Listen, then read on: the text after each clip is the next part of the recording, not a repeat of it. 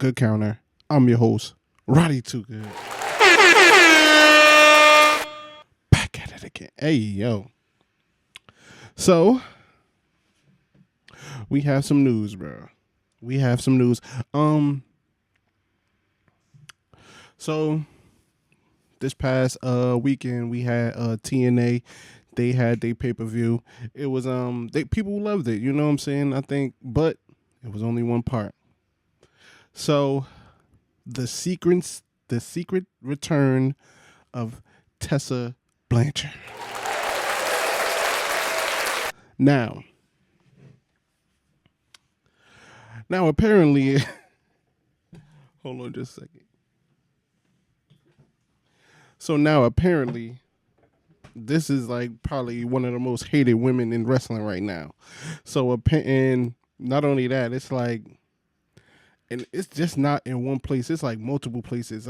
It's like, yo, she had like put up a post on like X, and then it was like basically saying like women should support women, and when women support each other, it's a good thing happen, and y'all should try it basically. And like it was like a whole slew of people coming out the woodworks, basically bashing her for being a bully, being racist, being all these things, and like. And like it's like around, like they talking about in Tokyo, they talking about in Mexico, they talking about here like in TNA, and like so it's like it's like, yo, fam, I like, and I'm kind of like new to like this because it's like, yo, I haven't like really heard her name before, because like this like really kind of like my first time getting into like indies and stuff like that, or like lower like, I mean, TNA is TNA, but these past couple years it's not how it was. So like stuff like that.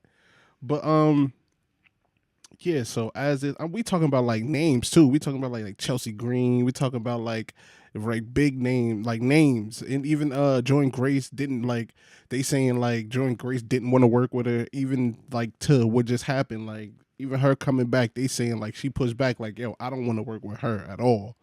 So they said like this move was like higher up. This was a higher up move. This was a anthem move, like up there. That's who owns TNA right now. And I'm gonna just say this right now, man.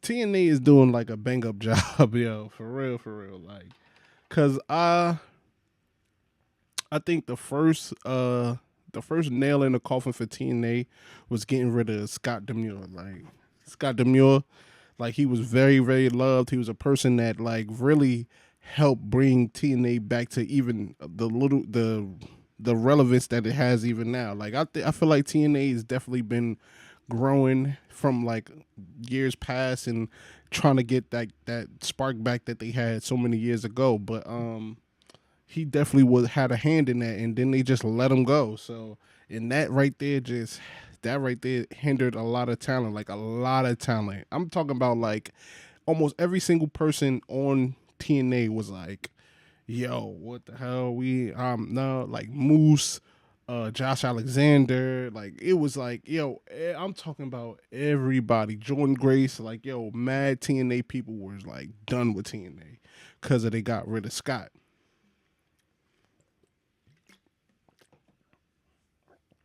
But in saying that, yo, a lot of people just a lot of like, yo, a lot of people was like coming out basically like bashing her. They said they had to like sneak her in because the locker room was like, they wasn't with it. Like the locker room definitely was against it. They definitely had to really literally sneak her in, like in the plans and stuff like that. But I've come here, I've been like, yo, I'm thinking like, so is she worth the risk of like for TNA? And if you looking at like when you look at all the attributes of Tessa Blanchard, like she has, like if we just writing her things on paper, she would be NXT tomorrow, like dead serious, like, but all the baggage come with her. So I think that like, yo, fam, I think her father is she's like a daughter of one of the four horsemen. She's like, she was like the very first woman. She was the very first woman to win the actual TNA championship. Like I'm talking about the championship belt. Like, you know what I'm saying? Like the one that the men fight for. She won that. Like, yo, so we talking about talent out the wazoo. We talking about just prestige and just name. That's like unmatched. Like she could go like if you telling me that all this drama don't like she should be big contract, probably fighting for the top belt in any women's division as of right now. But just the baggage, like but for me, I hear what people saying. I get the issues that people have with this move. But it's when I look at TNA and I'm saying like what the hell do you want them to do? Like, yo, TNA is about to lose like a plethora of stars. They already losing stars. They already lose Speedball Bailey. They're gonna lose Josh Alexander. They lost Rhino. Like Rhino said, yeah, I'm not retiring, but I'm not coming back here. Come on, fam. They gonna lose Jordan Grace. She's next to be out the door. Uh, that Joe Hendry, bro. I'm telling you right now, Joe Hendry. That's gonna be a tough one for them. When they lose Joe Hendry, it's gonna be even crazier, bro. Like, but it's just you got moves like. Yeah. And I'm even finding out in all of this, like people hate Moose too. Like, yo, it's just crazy. Like, I was like looking online, and I'm seeing like Moose. He basically took a picture with her, congratulated her, was saying like, "Welcome back home." Like, trust me, she is like a TNA legend for real. But people was like on his head, like, and I didn't even know the past that he had. Like, they saying like he had like some DV charge back in like '09, and like a lot of people was making articles saying like that charge is hindering him basically from going anywhere else because that's why he's at TNA for so long because like they said how a DV charge gave TNA one of the only big stars. So it's just a lot going on over there. But and let's not be let's be fair. Stuff like this happens like everywhere. Like every promotion has this type of story, whether it's AEW, whether it's WWE, whether it's mad places. Like everybody has a story to where it's like a talented person just was super hard to work with. Like you know what I'm saying? Like in WWE, you had plethora of people. You had the whole At one point, you had Randy Orton. They said he was very hard to work with. You had the CM Punk stuff.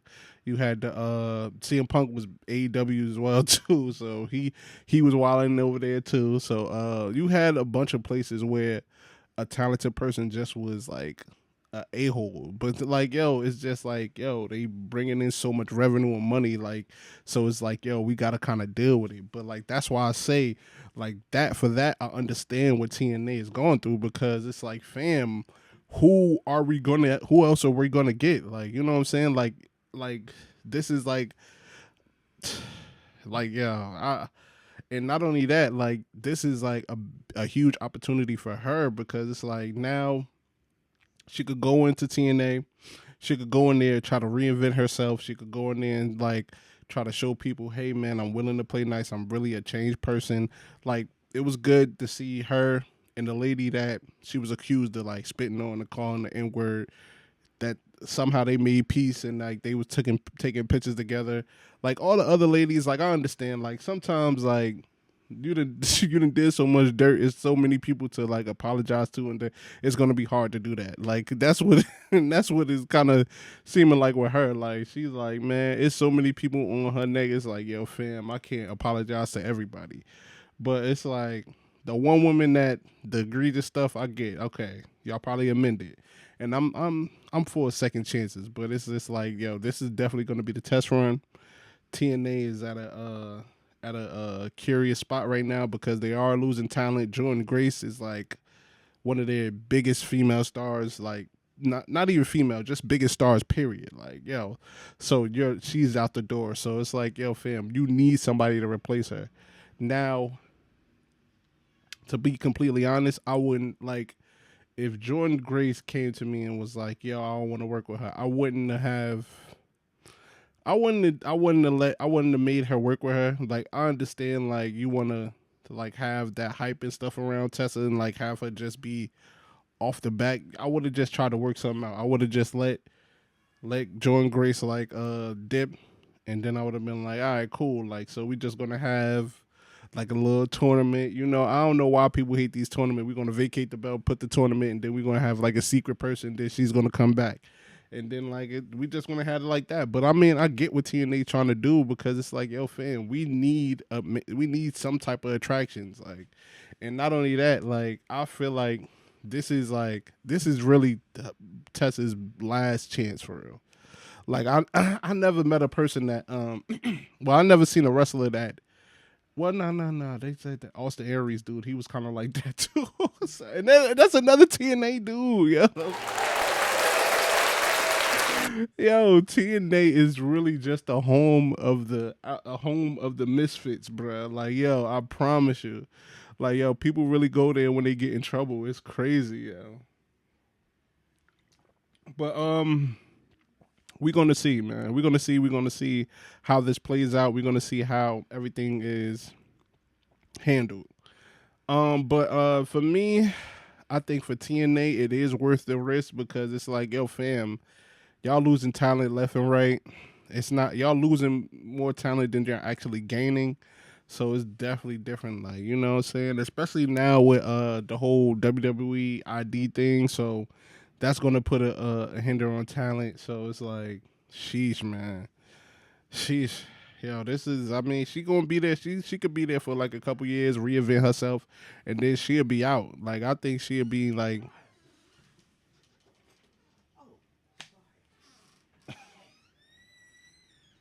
Jesus. Jesus Christ, man. Let me end this video, man, before somebody else walk in, yo. But